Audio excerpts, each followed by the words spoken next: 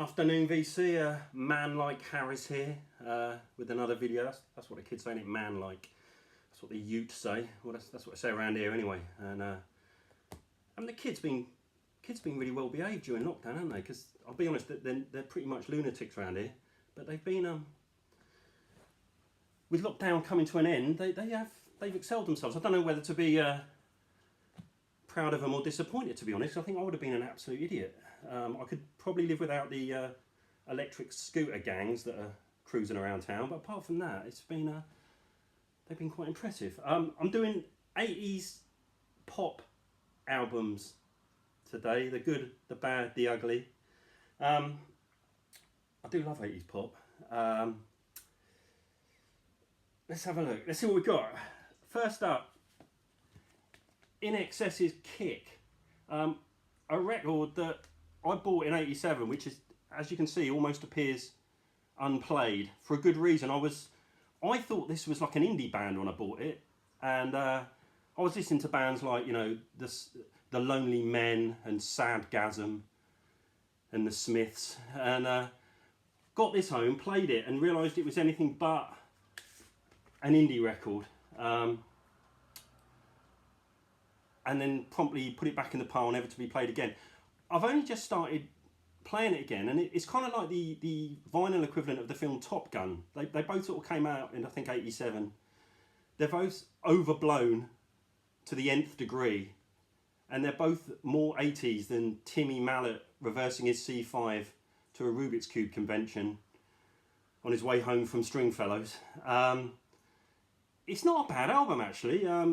I mean, you've got to say, Need You Tonight is a bit of a classic. Anything that rips off Chic is going to be good in my book. But yeah, I was thinking, if I'd spent my 16, 17, 18s listening to In Excess more than Morrissey, I might have got laid more. And I wonder if I can sue Morrissey for that. I don't know. But anyway, best not to dwell.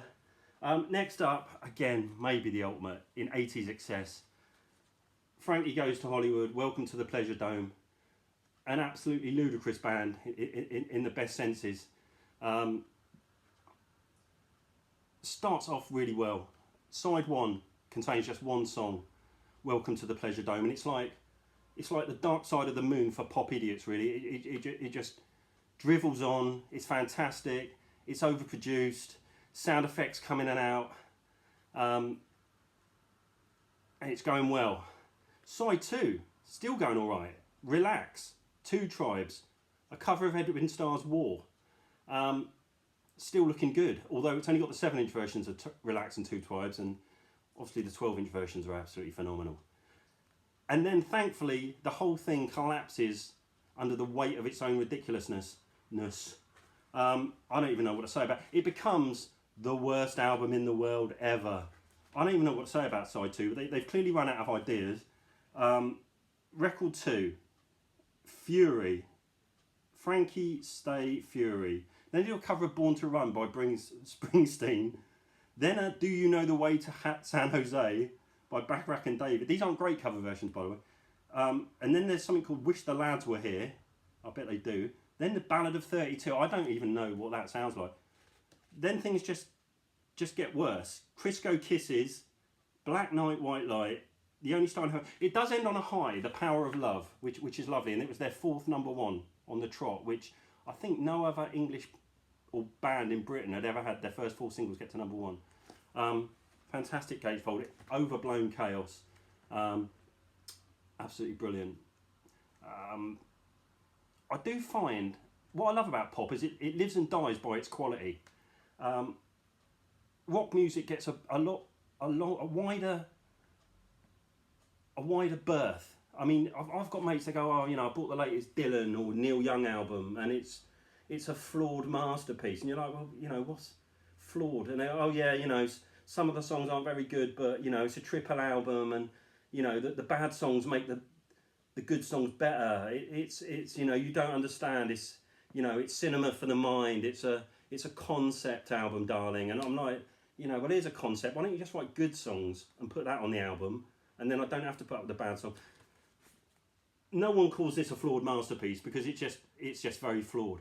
But with with rock, you seem to be able to get away. You know, oh, he wrote it during a nervous breakdown or something, and people seem to celebrate the rubbish on rock music as well as the good stuff. I don't know why that is, but as I said, that's what I love about pop. It lives and dies by it being either good or bad. And this is kind of good, then it gets very bad. Talking of good, Madonna's first album, called, imaginatively, the first album. What an absolute killer this is.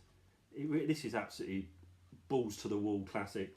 Lucky Star, Borderline, Burning Up, which Sonic Youth and Mike Watt covered. Holiday, the absolute sleeper classic, Think of Me, and it ends with this sort of electro pop masterpiece, Everybody.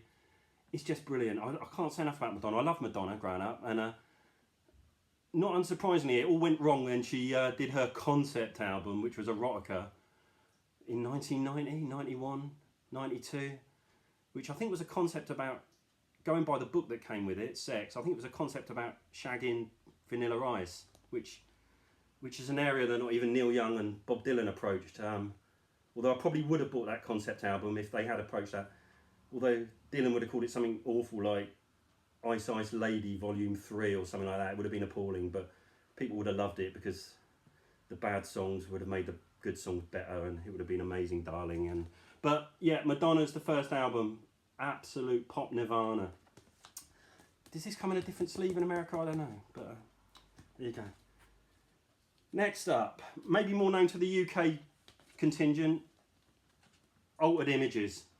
Who didn't fancy Claire Grogan, especially when she was in maybe one of the top 10 great UK films of all time, Gregory's Girl, which I can actually repeat every single line of. She was very much the Costco Madonna, as you can see. She was the Primark Madonna, if you like. I wouldn't really recommend any Altered Images albums per se. They're a bit hit and miss, but the Greatest Hits is fantastic and contains the electro bomber Don't Talk to Me About Love, which is just genius. But yeah, Altered Images, Collected Images, Claire Grogan. What a ledge. And I saw her about 3 years ago at one of those 80s pop revival festivals, and she still looks great, and she still sounds awful, which is no surprise because she sounded pretty awful back then. Next up, I've picked the Greatest Hits again on this one, but I do like a lot of Grace Jones's albums. This is Island Life, the best of her sort of Island Records output. This is all fantastic. La Vie en Rose is probably my favourite. Bit of a roller skating jam. That they used to put that on when I used to go roller skating.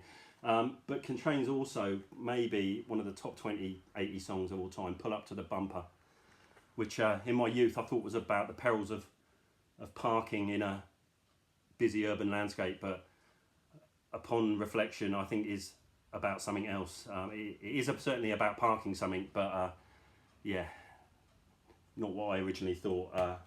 Google it or don't Google it, it's up to you. But Grace Jones, all the Island albums in the 80s are fantastic, and there you go. Yeah.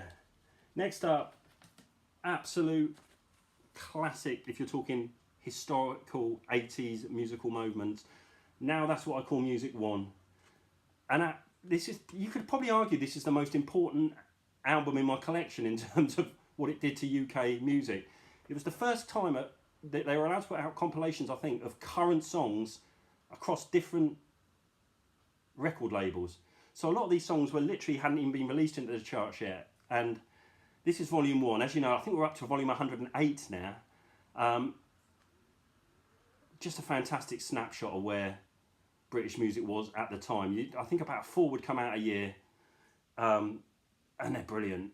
A lot of the mistake people make, they say, oh, you got Now That's What I Call Music 1, that must be worth a fortune. It isn't, because obviously this sold loads on vinyl and cassette. It's when you start getting to about Now That's What I Call Music 26 that things start getting expensive, because that's when vinyl was getting phased out. Although if you've got Now That's What I Call Music 4 on CD, that's your pension plan, because I think that goes for about 1,000 quid, because they were experimenting with CDs, I think. But yeah, this is a great snapshot. I mean, my favourites on this were New Edition's Candy Girl, which, oh, absolutely fantastic. Human League's Fascination. Double Dutch by Malcolm McLaren, which I mean I just loved all that. Hey You, the Rocksteady Crew by the Rocksteady Crew. Absolute all killer on this. I say all killer, there's actually quite a lot of shite as well. Simple Minds Waterfront springs to mind. I mean, what was that about? I don't know. And Rod Stewart's Baby Jane. I love Rod Stewart, but Baby Jane, come on. It's dreadful. Next up, maybe the greatest pop band of the 80s from the UK, Madness 7. This is, the first two albums are absolute classic. I would take those first two albums to the grave. This is a little bit weaker, although this is kind of when they were at the height of their pop powers and popularity, probably. It's got Cardiac Arrest, Shut Up, and Grey Day on. And Grey Day particularly I loved. Quite experimental really when you listen back to it. But yeah, Madness 7, absolutely fantastic pop album. Next up, another greatest hits, Decades by Duran Duran. And as you can see here, look, Radio Tay's Music Library. Took this from the Music Library out in 1991, I think, and never gave it back. I've had to buy a shredder because they've sent me about 183 letters since, and God knows how much I owe them for this, but please don't call the feds on me. I might have to delete this video later, actually. But yeah, it's got all the Duran Duran you need, really. Apart from the Chauffeur, which they never released as a single, and that's got to be the best Duran Duran single, isn't it? Or the best Duran Duran song is the Chauffeur, surely.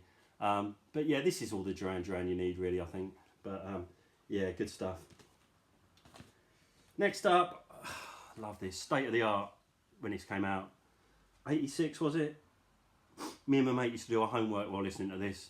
Janet Jackson's Control, still in the old sleeve there.